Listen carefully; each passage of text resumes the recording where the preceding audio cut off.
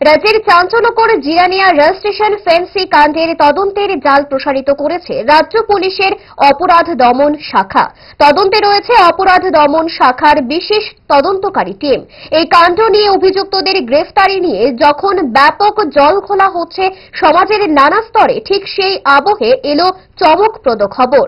এই কাণ্ডে তদন্তের প্রাথমিক পর্বে জালে তোলা হয়েছে মোট 3 জনকে। আজ দিল্লি থেকে গ্রেফতার করে নিয়ে আসে অভিযুক্ত হিমাংশু ঝাকে। আজই তাকে আগরতলায় নিয়ে আসে তদন্তকারী দল। হিমাংশুকে আগরতলায় নিয়ে এসেই শুরু হয়েছে জোরদার জিজ্ঞাসাবাদ। সংবাদ মাধ্যমের সামনে খবর জানাতে গিয়ে ক্রাইম ব্রাঞ্চের ইন্সপেক্টর রুহুল আলম বিস্তারিত জানিয়েছেন। এই পর্যন্ত 3 জন অ্যারেস্ট হয়েছে, একজন আগরতলা, একজন দিল্লি, একজন কলকাতা থেকে। কি কেসে তাদেরকে আটক করা হয়েছে? জিরানিয়া রেলের যে স্কোপ পাওয়া গেছে সেই কেস। 3 জনে কি মানে রাজ্যের নাম বহিরেছে? একজন দিল্লির, 2 জন আগরতলা। তাদের নামগুলা? অরুণ কুমার ঘোষ, রাজীব দাশগুপ্ত, হিমাংশু ঝা। 3 জনে কি এখন ত্রিপুরাতে রয়েছে না এখন বাইরে কি আরো আনা হবে? 2 জনে আগরতলা এখন।